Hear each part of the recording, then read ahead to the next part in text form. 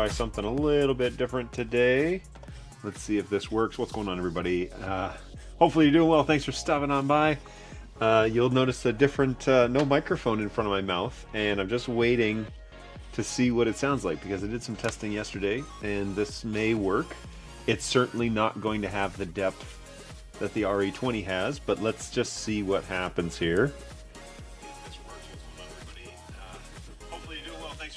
Wow, that's a very different sound, isn't it? So, yeah, that is wow. That's like super echoey. That's so weird. Hang on one second. I will listen to my phone on its own and see how this goes, and then I will probably go back to the RE20 if things do not improve. Yeah, you can hear the echo of the whole room. That's wild. That's terrible. Yeah, could you? The room could use some acoustic treatment. That's absolutely the truth. Yes, so it is the Rode clipped into the hat. You can hear it. I can move it. I was just like, all right, let's see if this is if this would work at all. So let's go on the inside of the shirt. Sorry, I'm yelling into the microphone. Oh right, that thing that's right next to my mouth is the microphone. Okay, let's see if that's any better. Maybe it's a little more direct. It's right off the center of the chest, so maybe that's definitely when it's a little more directional, it's better. But hang on, hasn't really changed the quality of it though, eh? Okay, let's move my hand out of the way. All right, let's see here. That's a little clearer. It's a little more directional. I just wanted to set this up so if I wanted to do like demonstrations or something, then I'd have the option.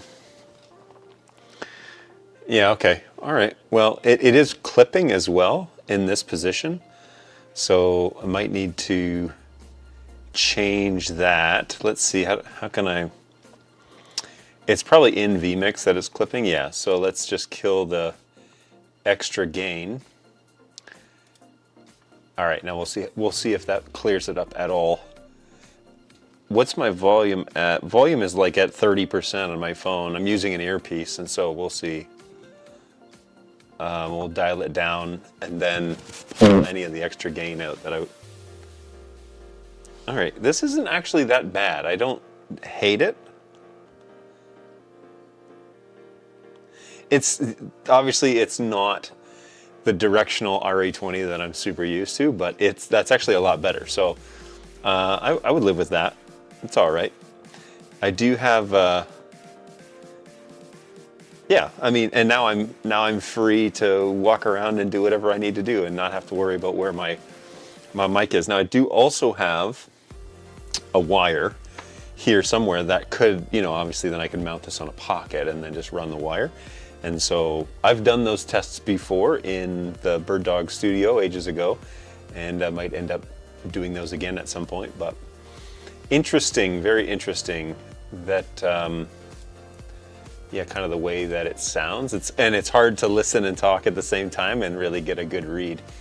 But yeah, you know, here we are. So let me turn on the chat here in vMix Social. So let me retrieve streams, I guess. Say okay, on. All right, there they are. What is going on, Judson? How are you, man? Good to see you. Thanks for stopping on by. Always a pleasure to have you around.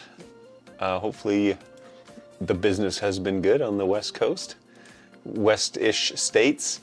And of course, Angus, what's going on? Good morning. Thanks for coming by. Yeah, so this was in reference to it being on my hat. It's so interesting, the difference, because it's on the hat, it's pointed basically directly at my mouth, but under my chin, you know, it clears it right up. So that's a fascinating change. Actually, I could even sit a little further back from the camera, I guess, and I don't have to be right up on it, which is nice. So here's that RE20 just off to the side, just in case we need to go back to it. All right, so let's keep going here because chat is going, yes, the road was clipped to my hat. Sounds like it needs to be a little more direct. Hey, that'll do. It cleared right up. That's good news. Okay, good. So you guys are fine with it. Sounds fine. And it's just fine. Okay, perfect. All right. So good news. I think we'll run with that. Now, today I am drinking coffee, but not out of an Ember mug today. Oh, jeez. Today is my Kibo Group coffee mug. They do good work in Africa, bringing clean water to people. So, and employment for that matter. And today is like a special limited time edition Tim Hortons coffee. So the that's like a caramel latte or something. I don't know. But anyways, that's yeah, good stuff. It's quite good. So I made that up before the show because I actually made sure that I was going to be on time today. So I love that. You are welcome. Yeah, the show actually started on time. Fancy that. Okay, so chat looks good. I'm just going to check the stream. That looks fine. And we are, yep, in good shape there. And, okay, so today's topic is kind of a continuation from last week, and it's really just an overview of a product that I purchased for our studio over in Brentwood, Tennessee, and also basically how it behaves. And so I did have a chance to use it last weekend. We went over on Friday and kind of got it all set up, and everything worked pretty well. I was able to get the Blackmagic Constellation ME2. I basically used an output from that, and I went into our new CineView. I forget what's it's the SE. So it's an ACCSOON, ACCSOON CineView SE wireless transmitter and receiver combo. So we bought both, and they came together. And then we just plugged in the transmitter this time because the claim to fame for this product is that it has iOS and Android apps that allow you to use it like a confidence monitor for, directing or producing. So you can actually give, somebody the app on their phone or give them your phone, and then they can see whatever it is that you send the transmitter. And in some cases, it's going to be whatever the camera is seeing, or it's going to be whatever's being recorded. In our instance, I actually sent it the preview of our preview program window out of our Constellation ME2. And the reason why I did that is because I wanted to look at it as the stream producer, as the director, essentially. And I wanted to be able to give peaking information feedback to our camera operators who are volunteers and are pretty new to a lot of this. Now, some of my guys have been doing this for several months, and so they're really getting the hang of it. But I wanted to be able to see the peaking information on the screen to make sure that we were in focus. And so that was the whole point. The whole point was so that I could have that information. The Blackmagic cameras, we have the Studio 6K cameras, the actual EF mount ones, the big ones. They're great. They don't send the peaking information to me so that I can turn it off and on, although they do output the peaking information on the LCD, the 7-inch LCD screen that's on the back of the cameras. So our camera operators, who will eventually get more and more independent, will be able to decide for themselves where the focus needs to be. But while we're getting kind of accustomed to this, and while I'm training them, I want to be able to also see that information. And that's essentially what this device can do. Now, it can show me all sorts of information, by the way. It can do waveforms, it can do vector scopes, it can do zebras, it can do, peaking, it can do a bunch of stuff. And you can pick and choose what it is that you want to see on your phone, what information, even what buttons are available on your phone. You can pick and choose so that you can not have a cluttered screen, but all the options are there. And so there's a lot of different features that are available for this device, and it's actually quite handy to use. So I used it on Sunday. Now, I had a few things going on Sunday. The first thing was that it was kind of an end of a series that we were doing. I was also training a new camera operator, and I was training a new producer. And so in our kind of organization, the technical side of things, we have camera operators, we have people that run our slides, ProPresenter 7, and then we have a sound engineer, and then we have a stream producer, and then we have a director, which is usually me.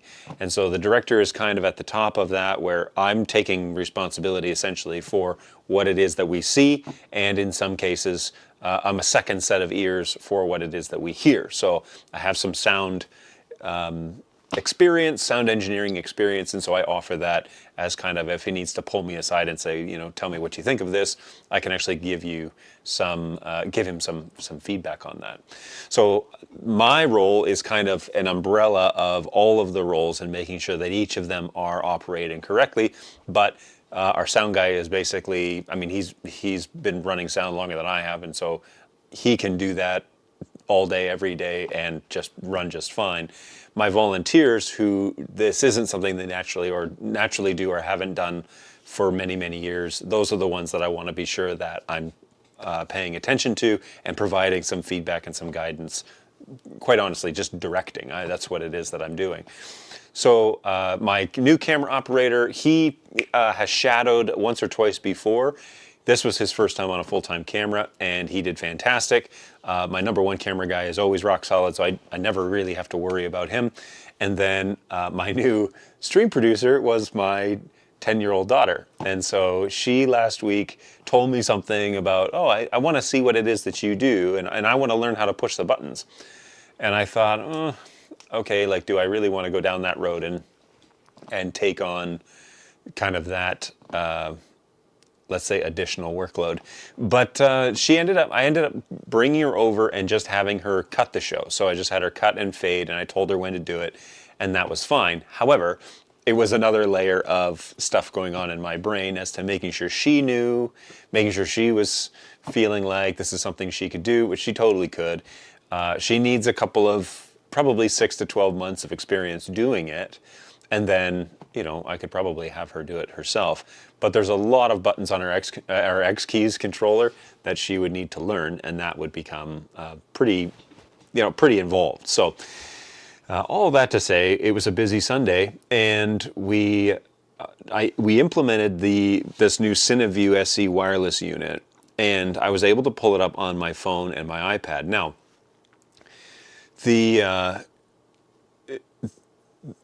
out of the gates, I have I don't have it up here. Oh, yes, I do.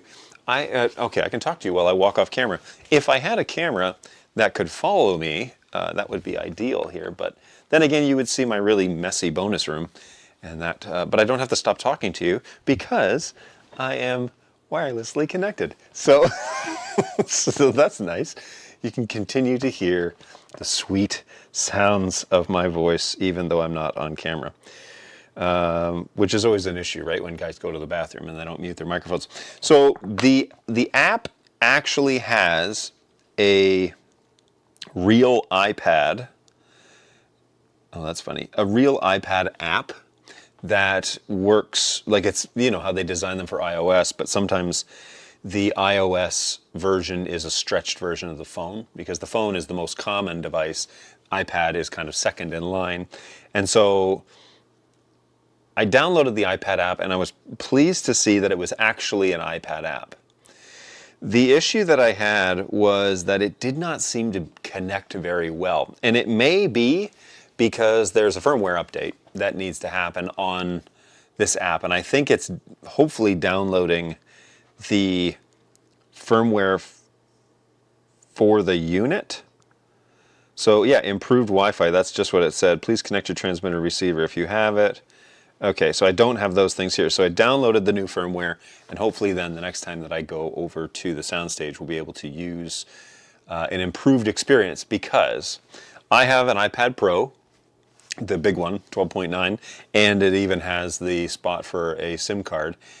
And I did not have a great experience trying to work with it. It was dropping signals. I was running it pretty close to the transmitter, and so I tried it in various spots around the soundstage, and it just, nothing seemed to make that experience better. And I was getting a little bit frustrated on Friday with that, because I was thinking,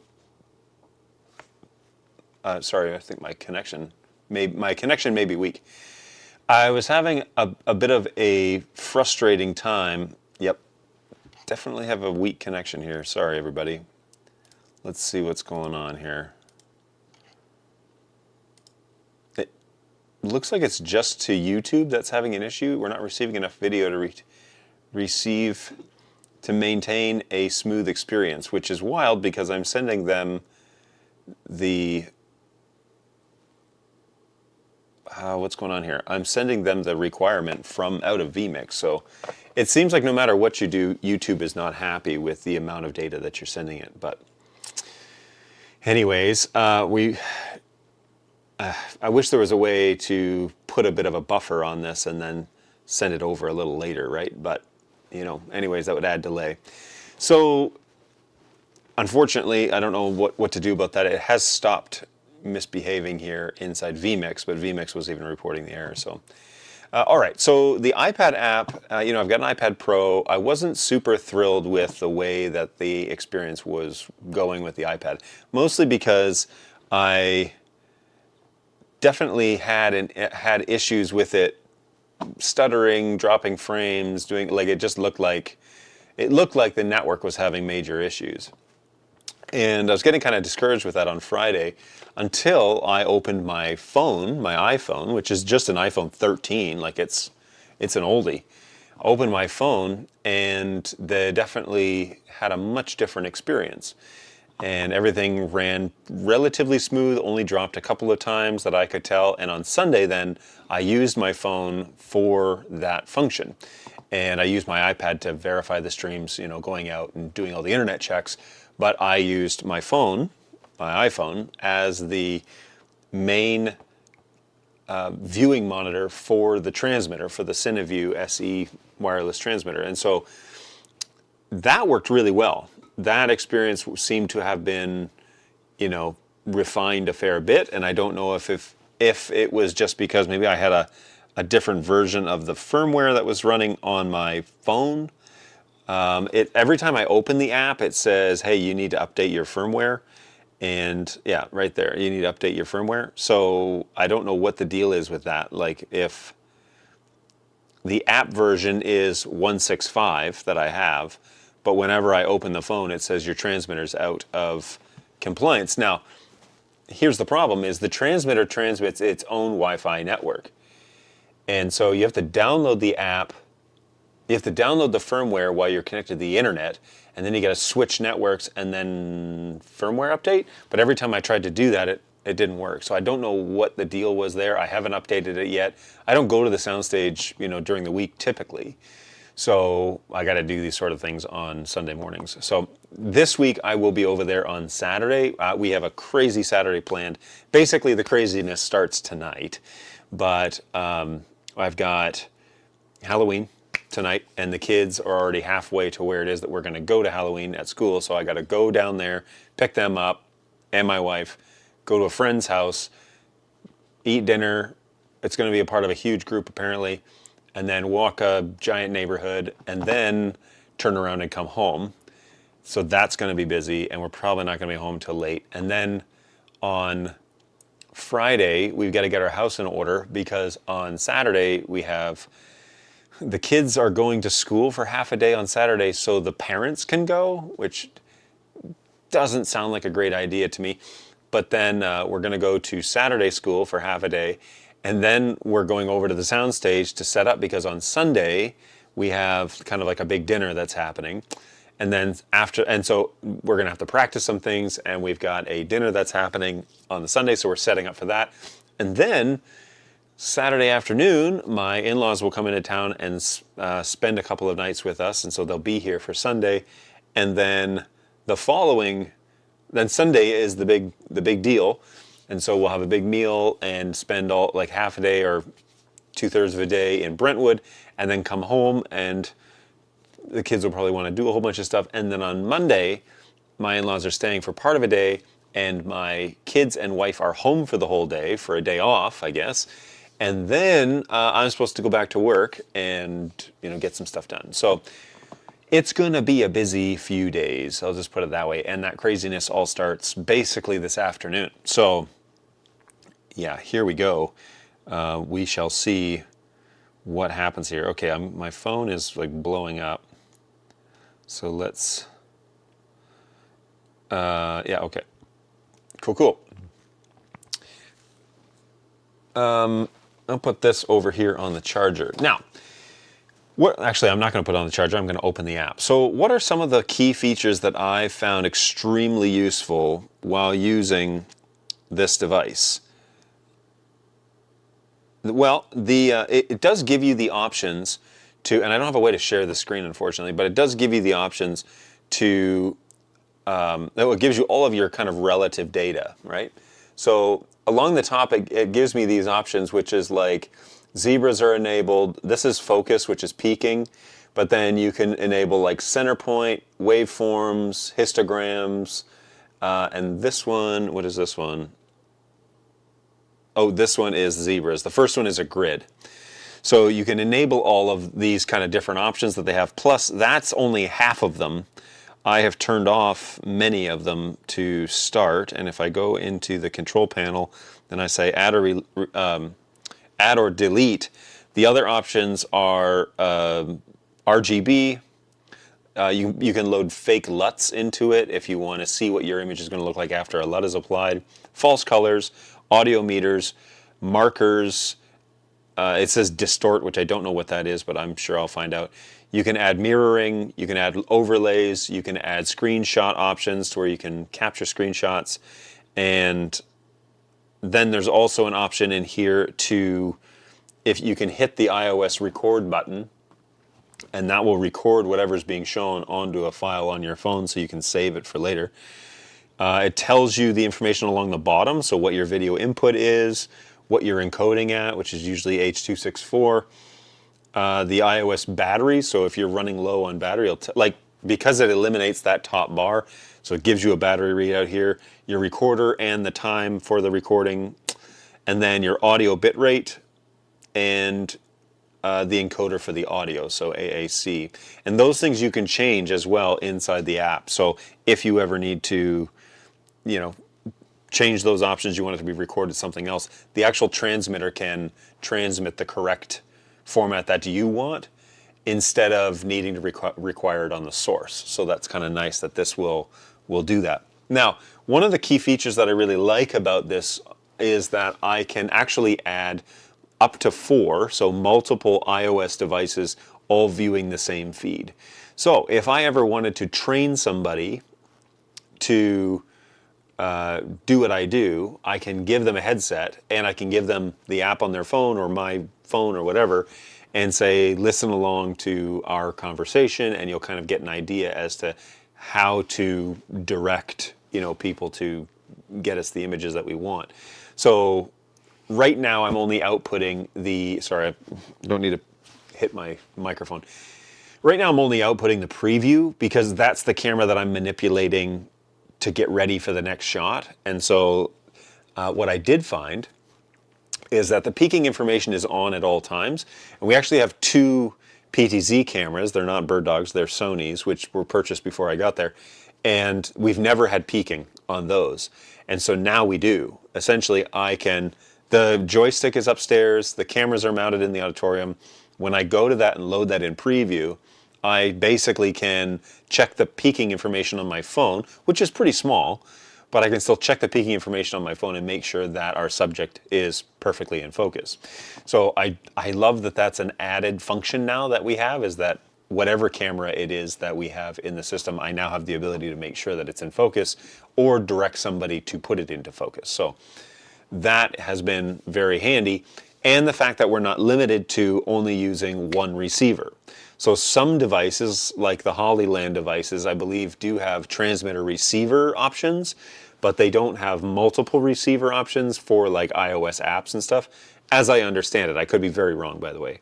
But as I understand it, it's basically a one-to-one. Now we have a Hollyland device. I think it's a 300 series. And it looks like Judson had said, hey, I've used the Hollyland 400S Pro. Those work really well.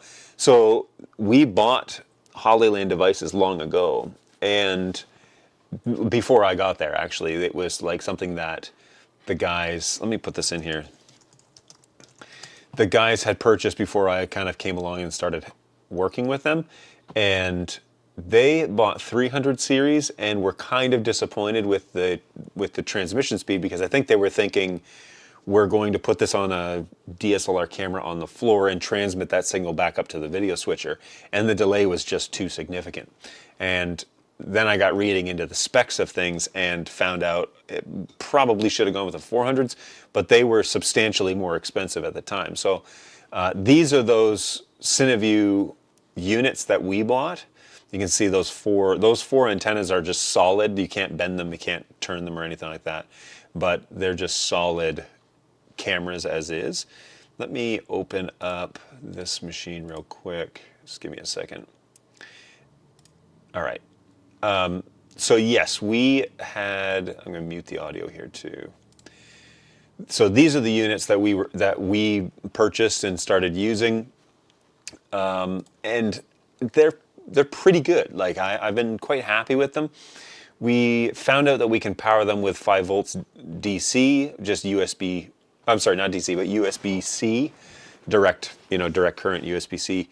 And I have a cable for it, but I don't have a brick because they don't give you a power supply for either the wall wart or the brick. They do give you and they don't give you a battery. Literally what comes in the box is just the units. There's no powering option whatsoever, which I find very odd. I'm kind of annoyed with this world that we're living in right now where companies don't send the ability to power the devices that you purchased, especially at this price. Like if it was $125 for a transmitter, fine, but it's $250. So you can throw in a brick. Like at the very least, throw in a USB-C brick because that's ubiquitous and I can use that in a lot of applications. Don't throw in a power brick that I got to plug into the wall necessarily if you're going to choose one or the other. Or here's, I know what power bricks cost. I work for a manufacturer that supplied them. They're not expensive. They're actually very inexpensive to use and to purchase. And if you're going to cheap out on something, don't cheap out on powering the unit. So we got it and there was no way to power it. So I ended up finding a USB-C port and doing that. And then I found out we had a huge battery that would work for this. So I plugged that in and it worked just fine. So we're in the process of buying an actual USB wall battery, or not battery, USB wall powering unit that basically just has a bunch of plugs on the front that plugs directly into the wall.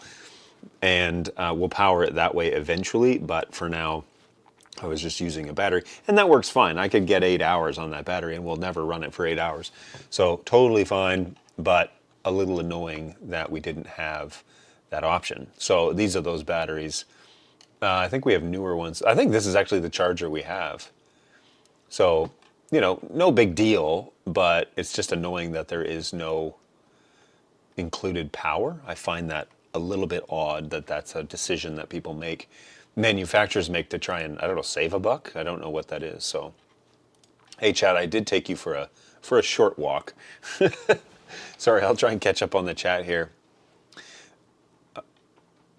That's a very worthwhile workload to take on. So you're saying she's available for freelance work? So this is in a comment. My 10-year-old daughter has been learning how to video switch. So she's had 1 day's experience, 1 show's experience, and she did quite well. So that's fine. But yeah, it was a learning experience. Now, she won't run this week, but she'll probably be on next week. Part of the reason is because I lost one of my guys. He's in the military and got deployed somewhere for a year. So I lost him for the time being, and so it would be great to have a third, but in this instance, it'd be great to just have somebody else. Now, it doesn't help if it's my daughter, because if I go on vacation, she's probably going with me, so that's not great, but it's something. It's good to get some experience. I actually think one of my number one camera guy, he could probably do it, and so that's probably where we're going to end up, is he's going to end up learning it eventually, but we shall, we'll see about that. That's it for the future. Yeah, the 300s are not near as good. So I've experienced. And when I bought when I used the 300, I was noticing the significant delay. And then I read about the 400 and I was like, oh, that's why. But it was much more expensive. So this guy is $500 and you get the transmitter and the receiver. Now here's the thing about the transmitter and the receiver. I'm going to drink my coffee and take a pill. here's the thing about the receiver side of things with this is you're allowed up to 4 receivers, which means that if you have 4 iPhones, great. If you have 3 iPhones, you can use the actual receiver that comes with the unit. And so in this configuration, it would allow for 3 iPhones and the receiver, this receiver on camera. And you could attach it to the back of a TV and go HDMI out. What I like about the SE units over the HE units is the SE units have the SDI included, whereas some of you aren't going to need an SDI connection, but it has SDI and HDMI, where the HE units are HDMI only. And so, 10 years ago, I would not have looked twice at an SDI unit, but now I basically only run an SDI if I can help it. And so having this as an option is great. I'm looking forward to the day, and that day is probably coming up in the next 6 months, where we need to move into a studio space, and our own, and I'm going to have a TV and that receiving unit mounted to the back of it via HDMI, sending a multi-viewer over this screen instead of a single preview window. It'd be great if you could switch between signals, and there may, you know what, I could probably do it with Companion. Ooh, that's fast. That's an interesting idea. So more on that in a second. So I'm going to have that receiving unit on the back of a TV that's just in kind of like an adjacent room. And then you kind of need to have line of sight with this. But the beautiful thing is that it doesn't need to be mounted, like it's designed to be mounted on top of a camera, right? But in my installation, I'm actually coming out of our video switcher. So I could run an SDI cable wherever I want with the transmitter and then put the receiver on the back of a TV in the same room. And so there would really be no issue connecting this via wirelessly and being able to move that TV anywhere that I want without needing to change the installation. So we'll see. We don't know where we're going to end up being. Our time at the current soundstage is kind of running out, mostly because I think the property's for sale, and so that's going to change the way that we do things, but it also gives us a chance to kind of reimagine, re-envision what it is that we want our production to look like and how our workflow is going to work. And so we're going to really try hard to have our sound guy in the room with the sound. Actually, I'm going to try really hard to have a soundboard in the room, the live soundboard, and then have the recording soundboard somewhere else in the production booth, because those two things should be happening independently, because our room sound is going to sound different than our stream sound. And right now, my sound guy is doing at least double duty, if not triple.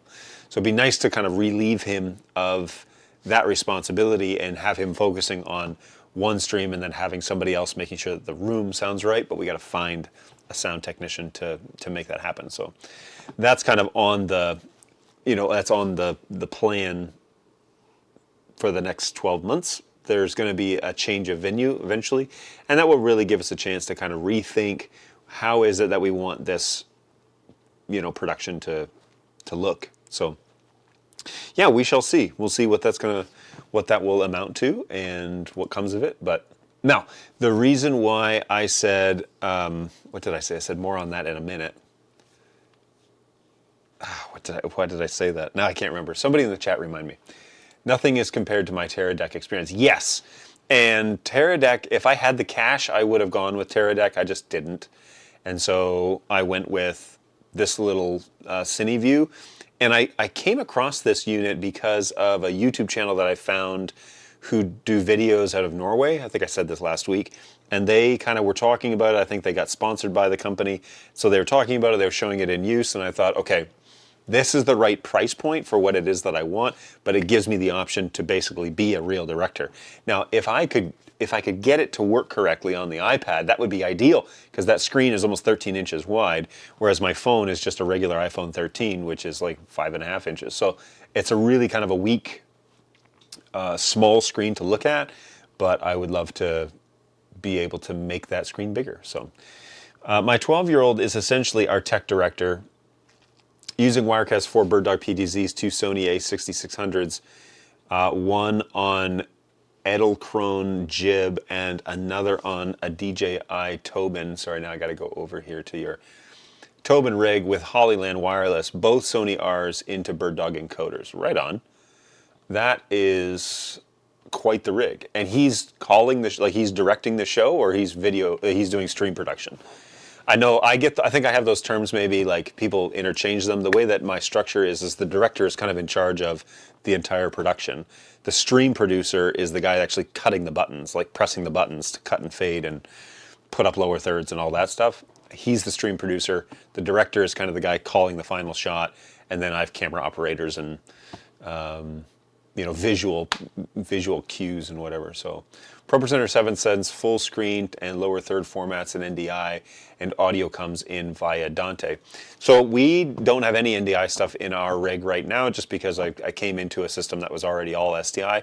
So we're using Duo Decklink cards, Blackmagic cards inside enclosures to send those alpha channels over to the constellation, and then that's coming in on the downstream keys. Stream sound is separate mix on a separate mixer, mixed remote inside the studio, which I would prefer everybody do. I know that people's volunteer base is not big enough to do that necessarily, and so they need to have their sound engineer double dipping. But if you're really going to do stream, and that's going to be a big part of what it is that you're up to, whether it's a church or whether it's city council or whether it's a school or it's sports or whatever, if stream is going to be a high priority for people attending your event, then you really need to consider it as a separate function from your live event that's going on. And a lot of I've noticed after our time of pandemic, I noticed that a lot of churches are going to either full-on production suites, or they're getting rid of the productions altogether. And the tribe that I've come from in terms of the church world, they're still doing the just piping it out as a fly on the wall. Most of that tribe is doing that, whereas people that are, well, I'll say like non-denomination, but also bigger corporatized type churches, they are again either going full on in production suite, we're going to make this an experience for our online audience. An experience could mean anything, by the way, but high quality, or they're abandoning it. They're getting rid of it and saying, come back to the in-house experience, because that's where we want to spend our resources. Now, when it comes to sports and schools, if city councils or governments, I've seen it done multiple ways. I don't find a lot of these institutions really asking the fundamental question of what is it that we want our online experience to be. And so you get a lot of guys that are doing it out of the goodness of their hearts for whatever reason. That could also go for church work, by the way.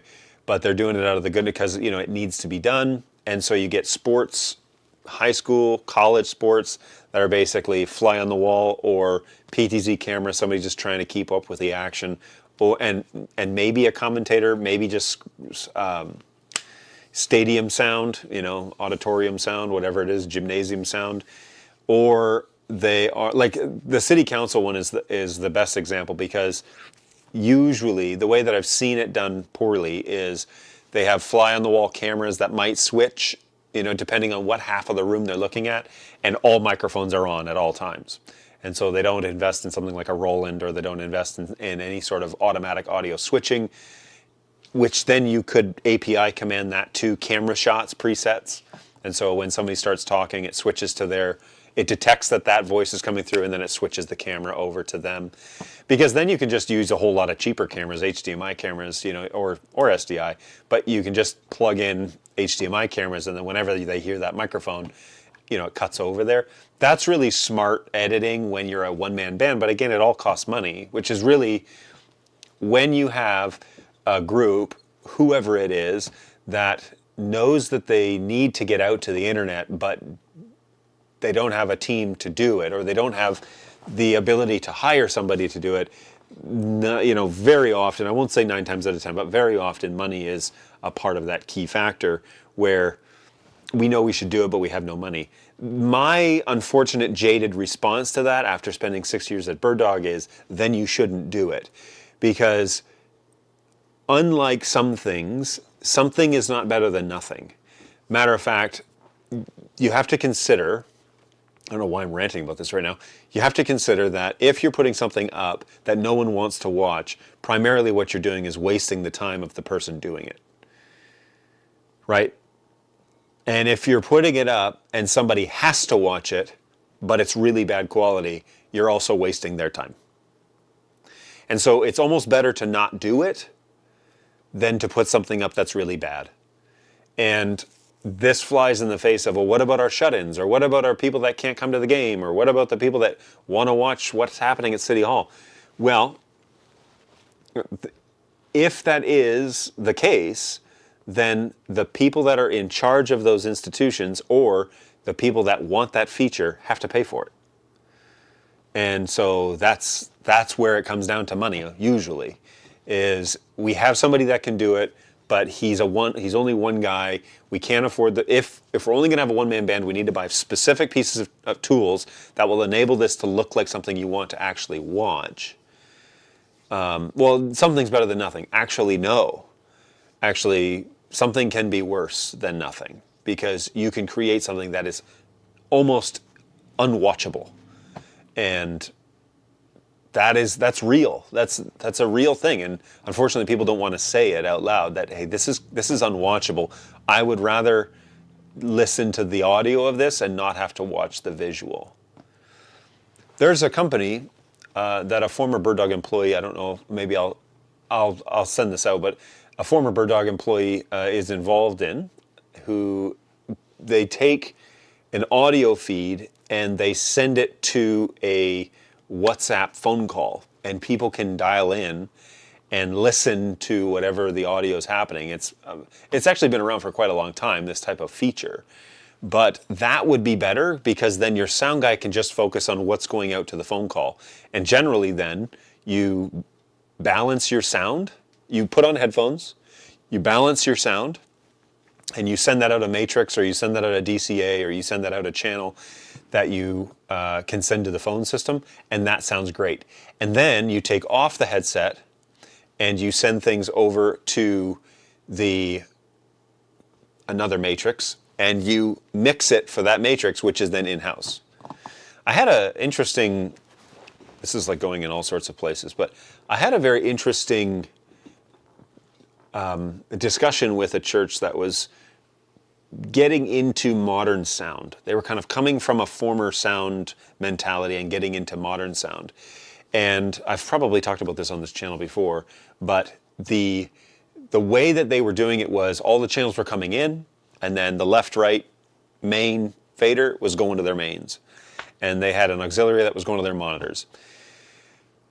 If that's what you got and that's what you're going to, and you're just doing in-house stuff, it's fine. You can kind of get away with it. However, they were also sending the signal to a cry room, and they were also sending the signal to their stream, and wanting to know, how do we increase the quality of our stream? And so I introduced the concept of, you're going to bring all the sound in, and you're going to listen to that and get it sounding perfect. Get that sound as perfect as you want. And then you're going to send that source to those sub-matrices or DCAs, or however you want to do it. You send them to the matrices, and the matrices are then going to send that signal to each of their individual places. And you can then balance the matrix for the listening experience that you're offering. And so in this instance, we're going to go to our main house. So the left-right fader just becomes overall volume for everything, but it's not for your mains, not for your left and right, but instead your matrix left and right. Maybe it's matrix 1 and 2, maybe you're just using a mono signal, who knows. But you're sending this to subgroups, which are then going out to each of your sources. And so you have one for your main house, you have one for your monitors, you have one, because they were starting to run in-ears as well. So you have one for your monitors, you have one for your cry room, and you have one for your live stream. And that way you can individualize each of those signals and, make them perfect for those spaces as best you can, given the quality of your equipment. So they were having issues where they could make it sound good in the house, but it sounded terrible in the monitors and didn't sound like something you want to listen to on the stream. And so we gave them the option then to get it as close as you can in the main mix, and then send that main mix to each of your sources, and then customize each of those mixes accordingly for each of those sources. And generally, you don't have to do a whole lot when it comes to online things. If you get it sounding like, you know, great quality in the headphones, you can pretty much send that to your stream. You might want to change a few things depending on the platform you're streaming it to, but that's pretty easy one. The in-house stuff is really the tricky one, because you got walls, you got seats, you got chairs, you got people, you got, you know, weird shapes, you got all sorts of things where the sound is going to bounce off of. And so that's the thing that you're going to spend the amount of time figuring out. But like, or they put on their headphones, you know, in-ears, which is, they're fortunate because wedges are also a nightmare because they screw up your in-house sound.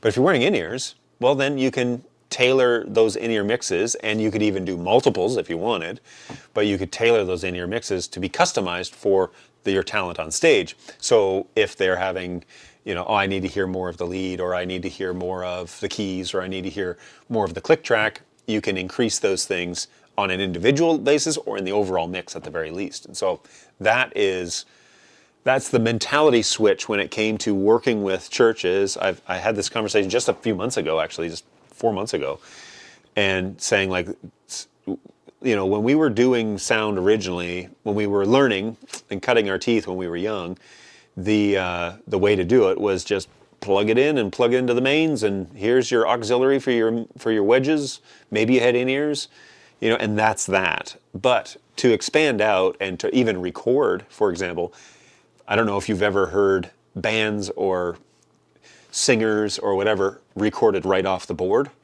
It's hard to listen to. And granted, a lot of live recordings are now redubbed and everything anyways, but back in the day, it was raw. That's what it was, and no effects and no adjustments or anything.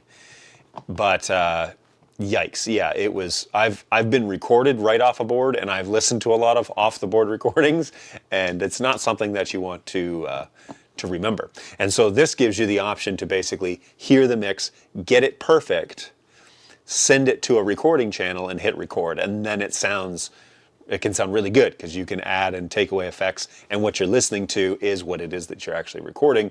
And then in the in-house stuff, you can manipulate it so it sounds good in the house as well. So, all right, rant over for the time being. More and more concert mixes are happening in a broadcast suite, and the front of house engineer is just making small adjustments to levels and dynamics. Yes, that's exactly the experience I'm talking about. Exactly right. My Teradek experience involved dropping a stream just before a news conference started. Not a good day. Never trust that encoder ever again. Yikes.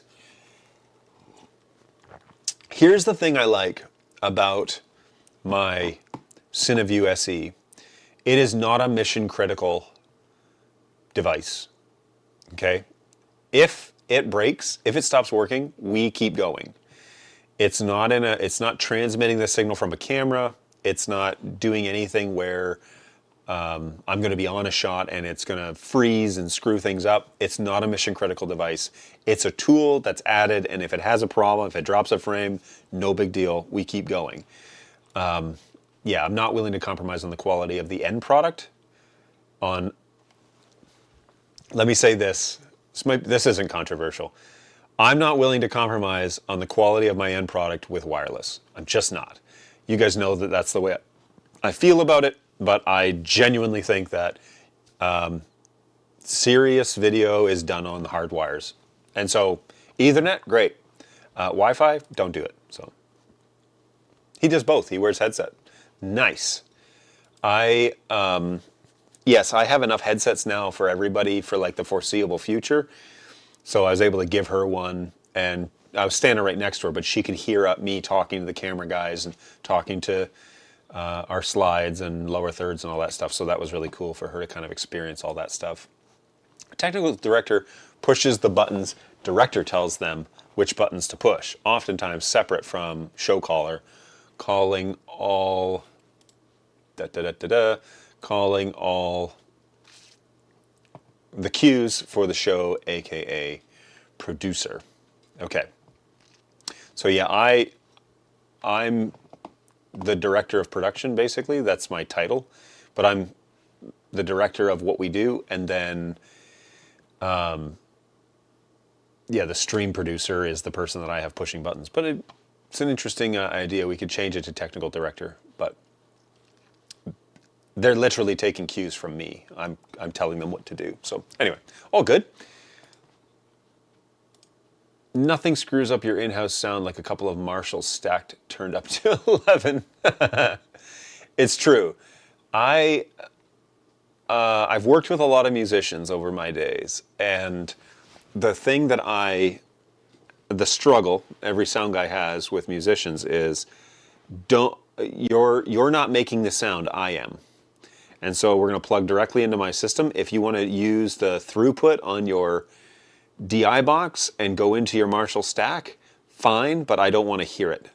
And so if you need it as a reference so you can hear what you're playing, I get that.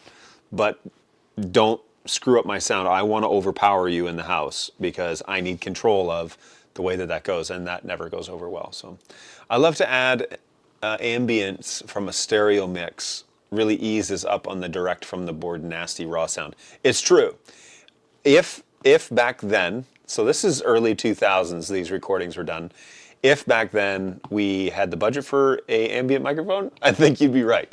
Because ambient microphones cover up a plethora of sins, as does a reverb channel. So if anything, you can add okay, so at the previous place that I was doing sound for was in Michigan, and I was training that team about the wonders of reverb and how it takes a mix. This is, I kind of step back onto the team, but it takes a mix and it widens it up. So that's the way that I can kind of see it is when you don't have any sort of reverb or sometimes I put like a chorus on things or whatever, but usually it's just the reverb for the vocals. When you have vocalists, and this was they did a cappella numbers and stuff too. So when you have vocalists and it's just a dry sound, it feels like that sound is just hitting you directly. It's just a direct sound. And when it ends, it ends.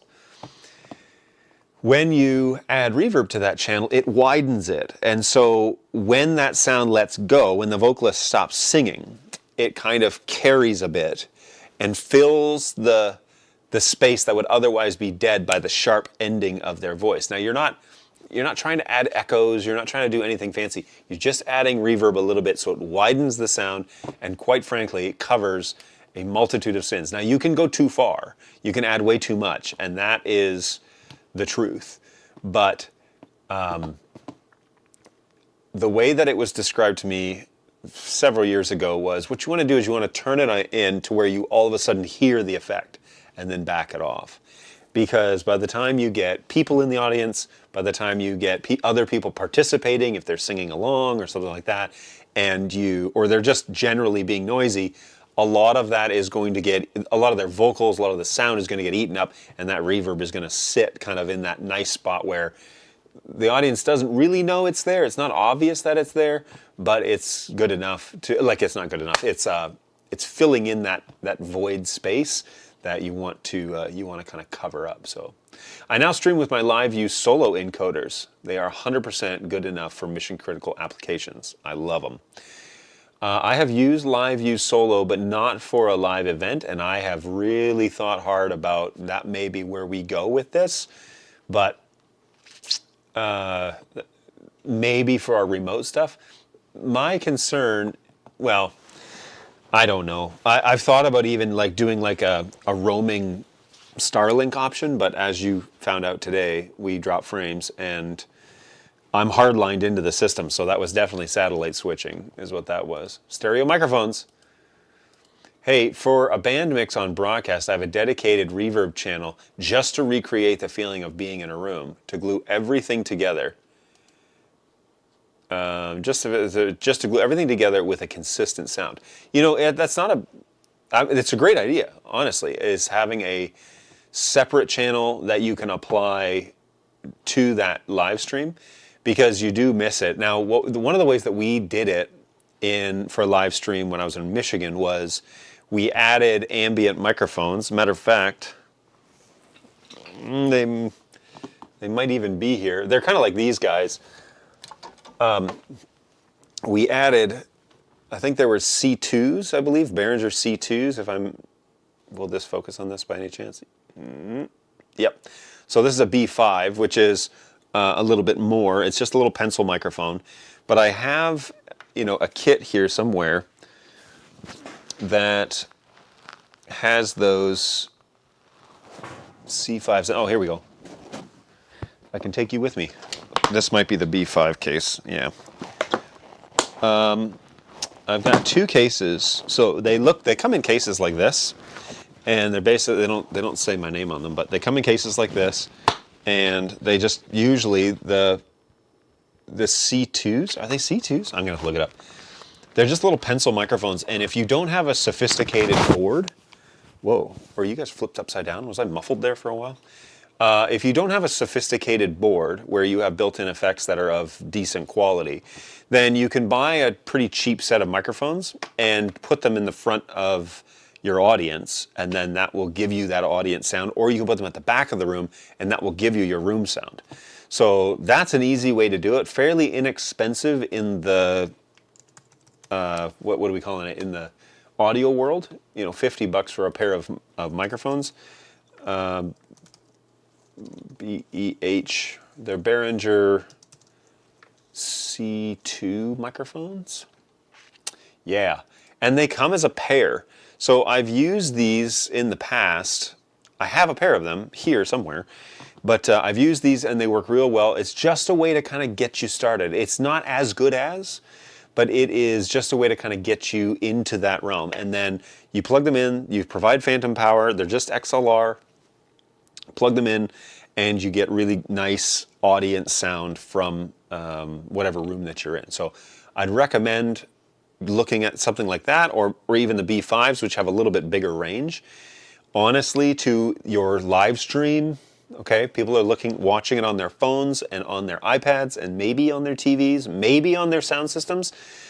It's less and less likely as you go down that list. More than likely they're looking at it on a device that is no bigger than the palm of their hand, okay?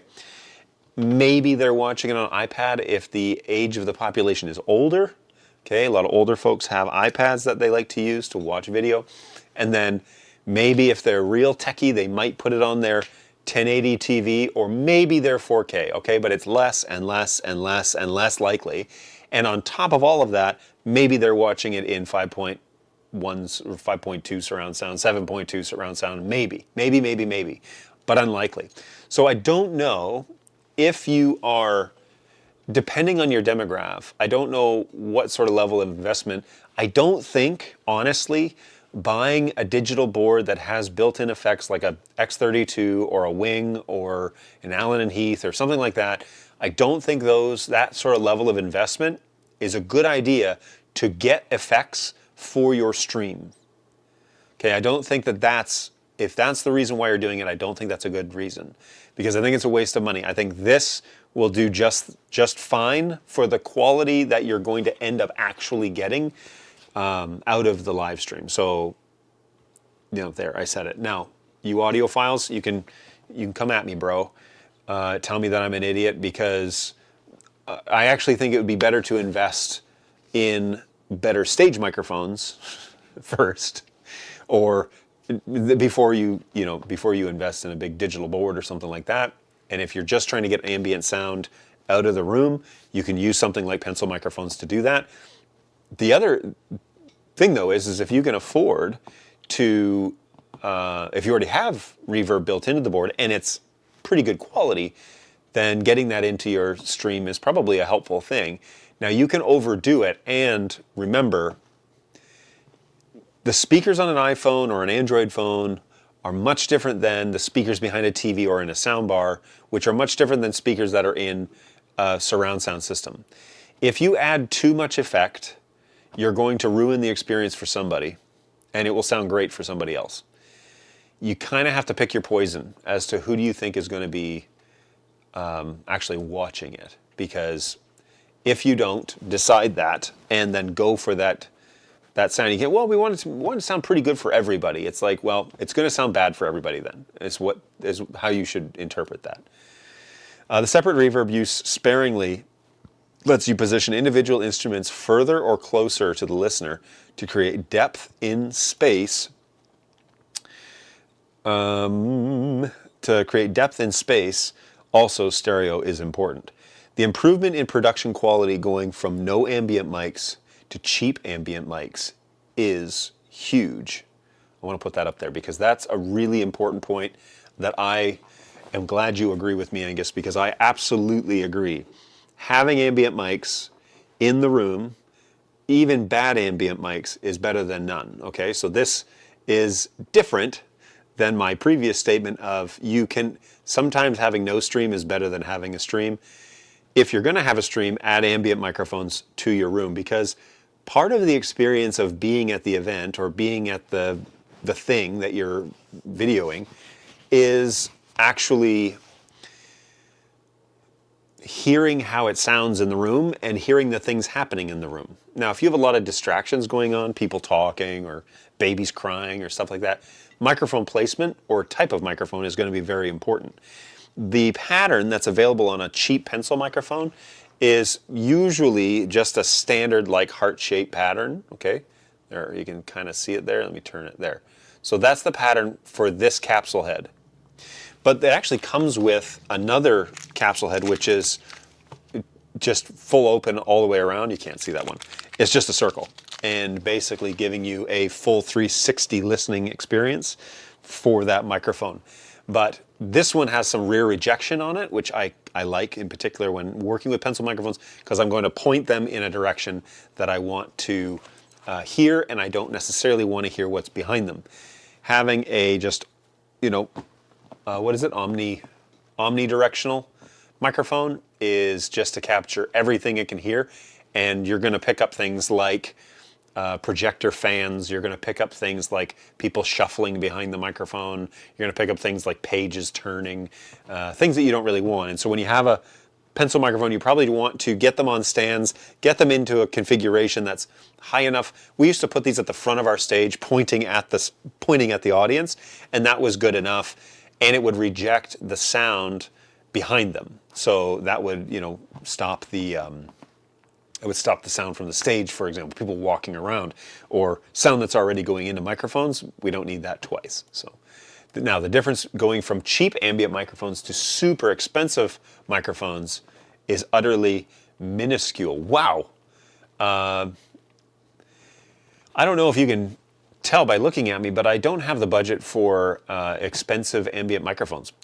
And so that surprises me. I haven't had a ton of experience with things that are not easily replaceable. And that's on purpose, because I would rather, if my pencil microphones get damaged, stepped on, dropped, it's a $50 purchase. It's not going to set me back in my budget. I don't need to save for multiple months. I could probably afford to get them again. So they do come in a great case, by the way. Have I told you about this case?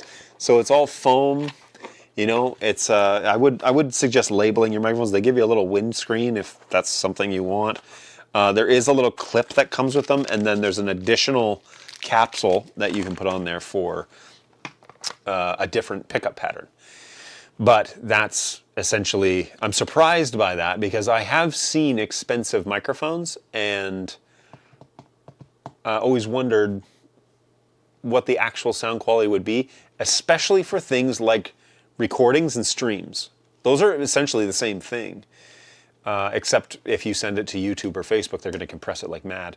But if you're sending it to a place that will do uncompressed RTMP, like your own website, or actually X does uncompressed RTMP, Rumble does uncompressed RTMP, and Vimeo does uncompressed RTMP, those spots, if you send the stream there, recording and streaming is essentially the same.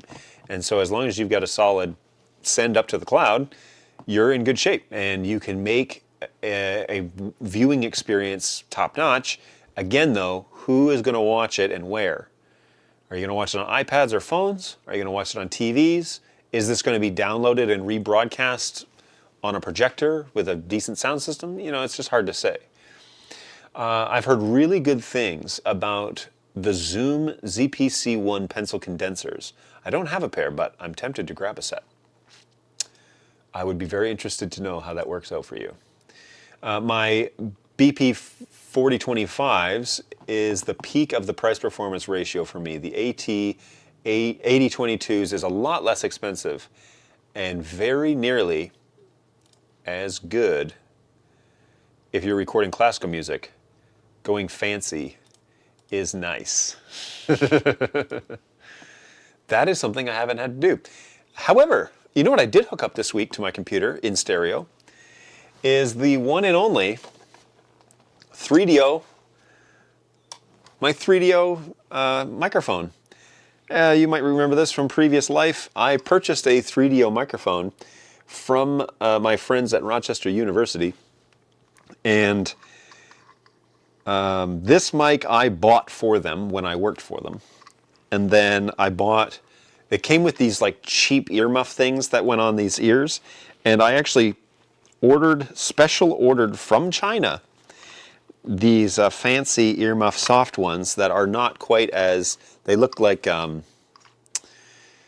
don't know, they look like almost like dog fur, but they aren't.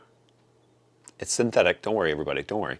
But anyways, my 3D microphone is here, and I was able, so on my new motherboard, there is a microphone jack, which is TRS, real TRS, so I can do stereo, and this is TRS, and so I ran a long 10-foot cable, and I can run an ambient microphone now directly into my computer. Now, why would one want to do that?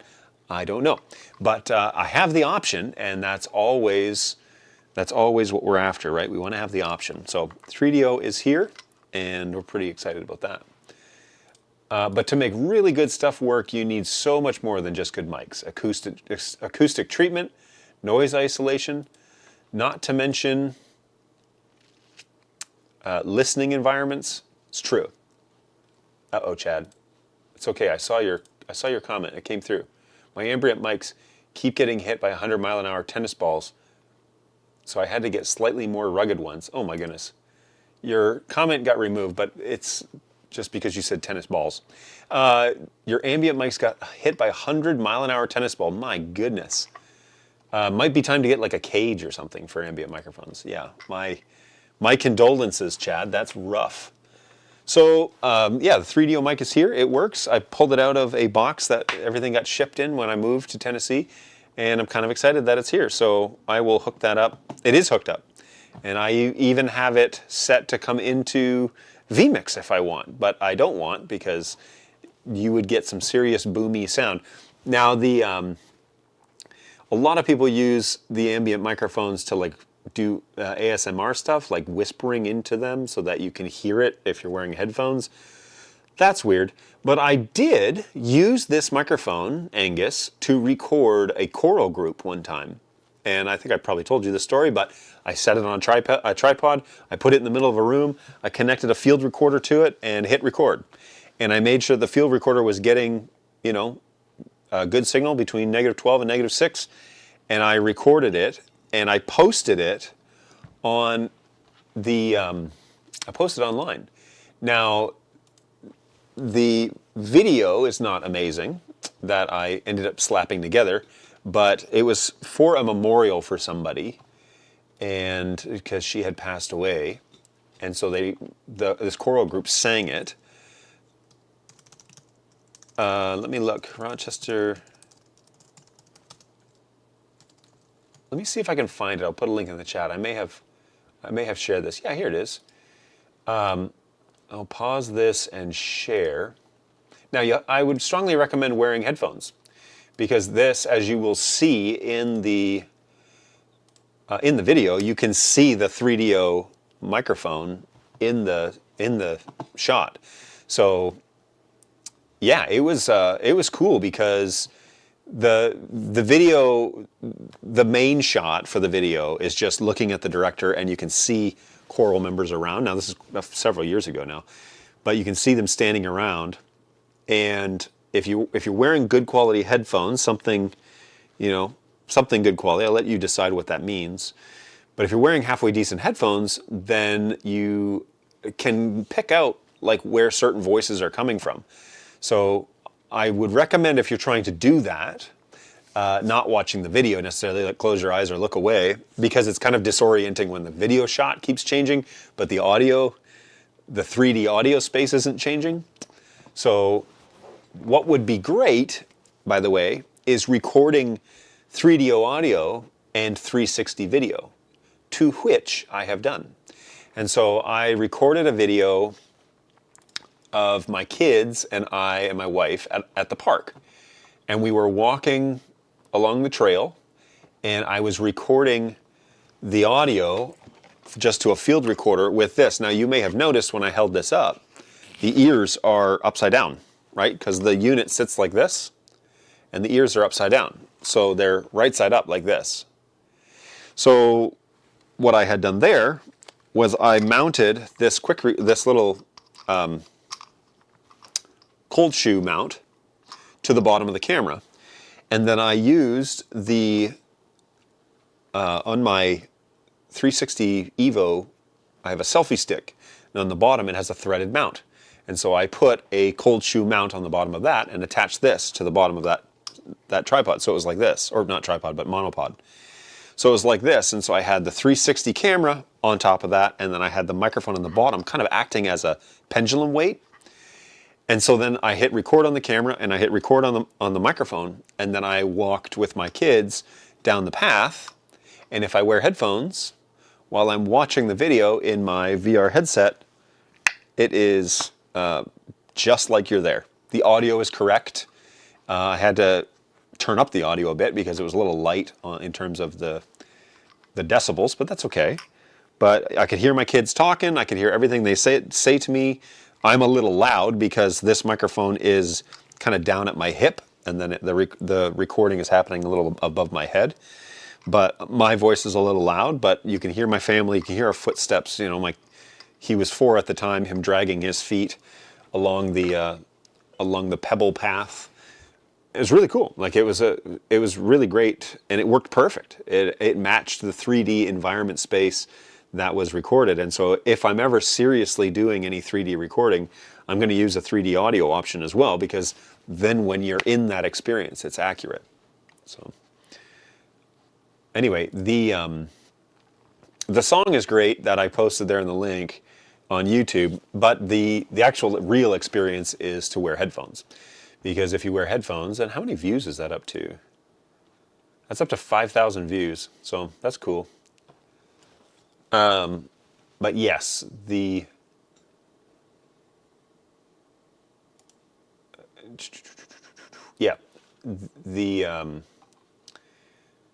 real experience with that song is the listening experience, which is recorded on that microphone. So good stuff. So I'm kind of a fan of my CineView SE. I think that it's going to be a great little tool, especially going forward, that it provides peaking on all these cameras that don't have peaking.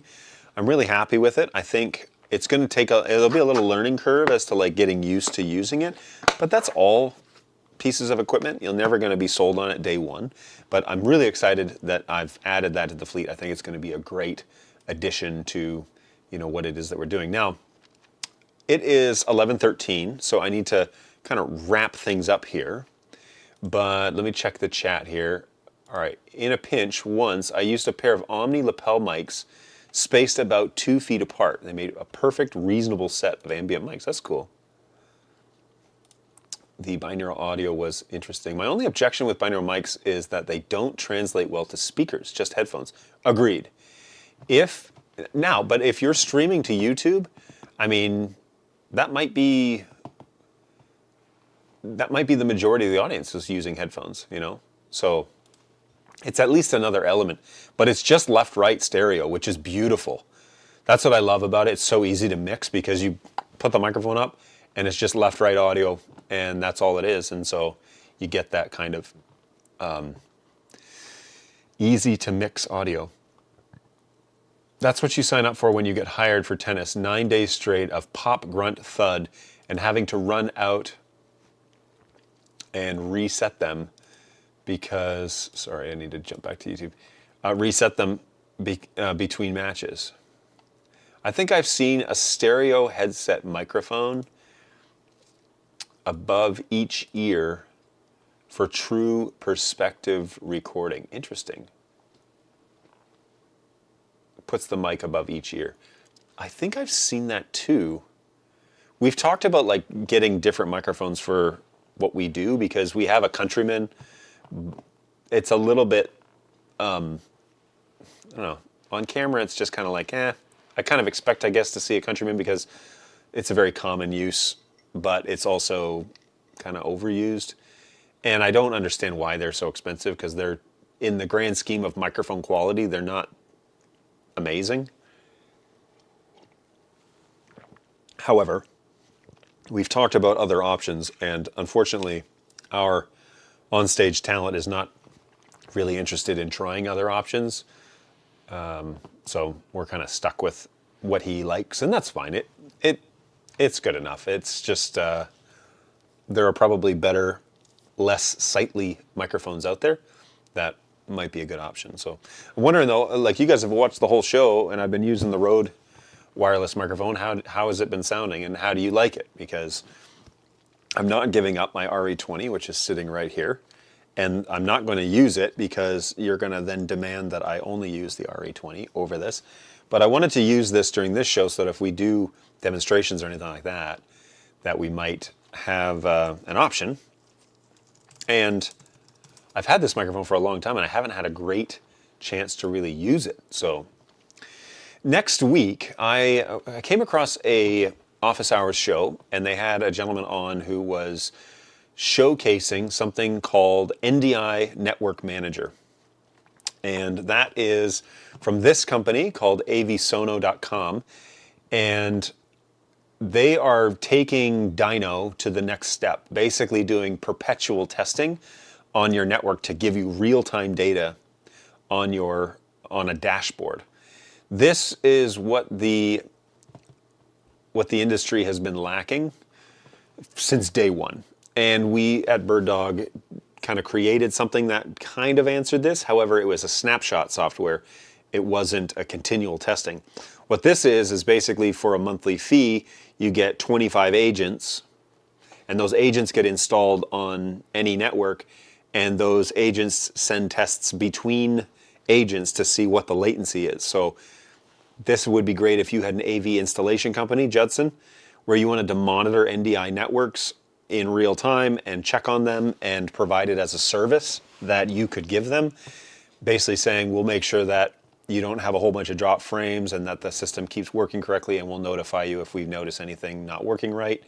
So it's like passive monitoring, but you can also set up alerts, you can set up notifications, all sorts of things with this. So we're going to talk more about this next week. I just wanted to put it on your radar that this is what we want to talk about, because network monitoring for an NDI AV world is really desperately needed, and they're not just going to stick with NDI. So they started with NDI, the name NDI network monitoring, but the guy said in the video that they're not just planning on staying with that AV standard. They're going to try and get Dante integrated and a few other things. And so pretty cool, great idea. And we will do some research and talk about it more next week about what this means, what it looks like. I'd love to get my hands on like a trial or something.